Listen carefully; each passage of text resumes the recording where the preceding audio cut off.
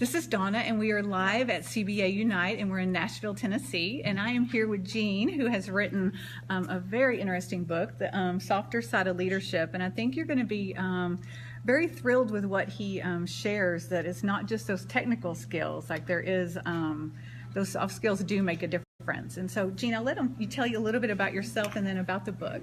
Well, I've had the privilege of being a chief executive officer for 35 years, and so at 3 different institutions, 21 years at 2 universities, Huntington University and Taylor University, and for 14 years president of the American Bible Society in New York City.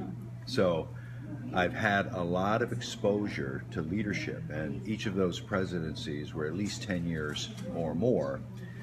And so I've been a student of leadership over all of these years, a regular reader of lots of books and lots of literature, but really felt that there's still a gap here. There's still something that's being missed.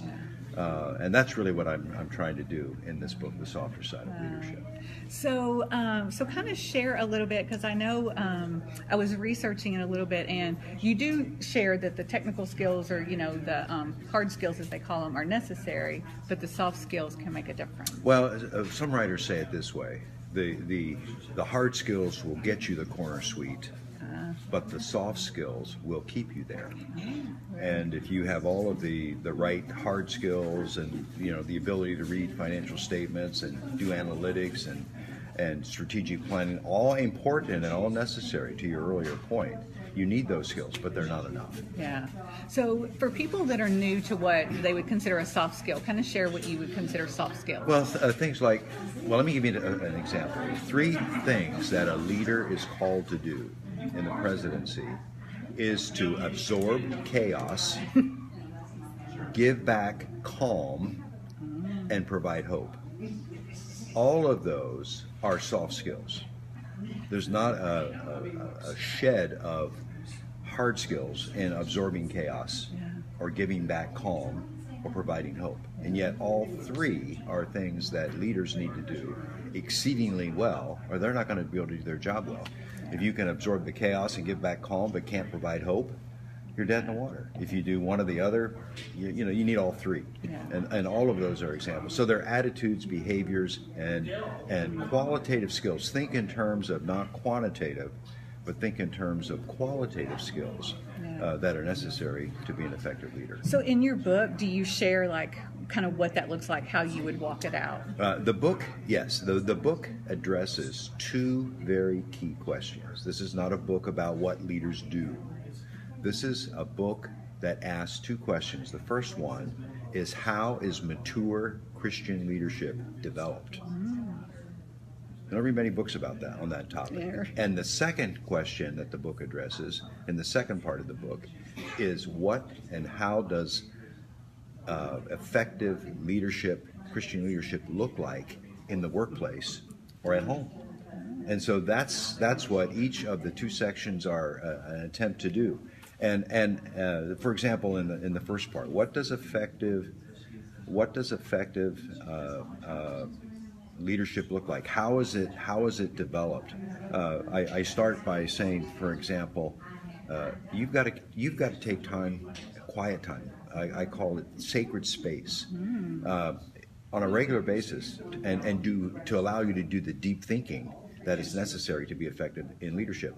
For example, the typical leader has 1,000 things going across their desk all the time, the tactical stuff.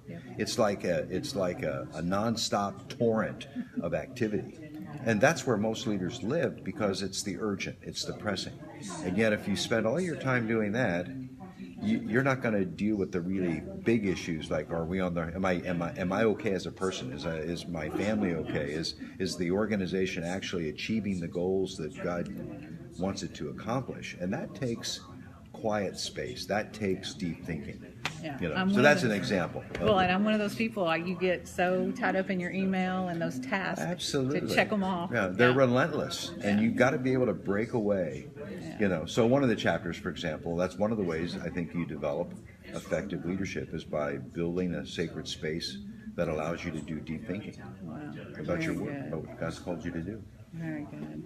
So there's a lot of books out there. So what would you say? You've mentioned a couple things already that would make yours different, and they would read this one. Well, again, we've already talked about it's qualitative, not quantitative. It's about how, not about what. And how do you develop effective leadership? But I think it also one of the ways the books is different is the format. For example, every chapter has 1 or 2 pages that summarize the big idea of the chapter. And then every chapter has 1 or 2 pages that focuses on, okay, how do I put those big ideas into practice?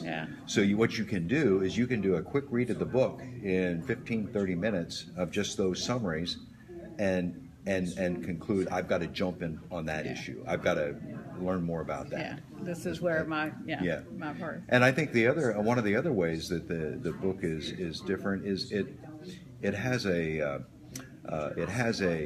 very global set of endorsers, people who've taken time to read the book and say, this fits Africa, this fits Asia, this fits Latin America.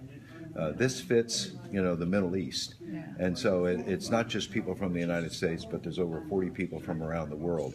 But the other thing that's really been a surprise to me is I've gotten feedback on the book from moms and dads. This is going to help us be better parents. I've got feedback from pastors in large churches. This is going to help us do church leadership better. I've gotten feedback from presidents and CEOs. This is going to help us in our organization. And then, of course, a lot of students of leadership are responding, saying, we're going to add that to the syllabus of our class in leadership studies. So it's been a wide variety of response. Well, it's interesting because I was going to ask you, who is it intended for? But it sounds like just about anyone. Well, if I look at the title, the softer side of leadership, essential soft skills that transform leaders and the people they lead, you tend to think, well, those are people in the leadership world. But so many other people have jumped in and said, this is really helpful for us. For example, one of the things on the second question that I talked about was what might effective, mature leadership look like in the workplace? One of the things that I talk about is the importance of forgiveness. Does your place where you work celebrate a culture of forgiveness? One of the things that it should look like in the workplace is trust has to be present and visible and appreciated and understood and owned by everybody. You have to champion creativity. How do you do that in leadership? And all of these are soft skills that leaders need to develop. That's an interesting one because, you'll hear a lot of companies say like fail fast or, but is there that forgiveness behind that failing fast? Well, there's a lot of other things that, how do you raise difficult issues in the workplace or at home, with your kids or with your siblings or with your spouse, and all, the book speaks to all of that. What does mature, effective leadership look like in the workplace and at home? That's the second part of the book, and the first part is how do you develop it? And a lot of books never talk about that. They simply talk about here's what leaders do. The tasks are these. Do them well, and they're all good. I mean, that's the point. It's not that hard skills are bad. You need the hard skills, but they're not enough. No, we can see that. So our last question, what would you say you are the most proud of? Because you have a lot of achievements, but... Well, grateful for is the way I would spend that. I'm really grateful, first of all, for my family. My wife, almost 50 years. Wow, congratulations. And kids and grandkids. I mean, that's a big part of what has motivated us in life, and one of the real tragedies that you see in leadership, and I give some illustrations of this in the book, where people have been very successful as leaders in the organization, but everything at home is falling apart. And so I'm grateful for that, number one. But I'm grateful that I've had the opportunity, secondly, to work at 3 really special places where we have been able to see the things that we talk about in the book, put in practice, and transformative change result. And so that has been very meaningful and very, very gratifying. So I write this book really not about leadership. I write it as a leader. Yeah. Here's what I've been learning. Yeah. Here's what I am learning about what makes leaders effective. Very good. Well, let's show the book one more time, because this is definitely a book.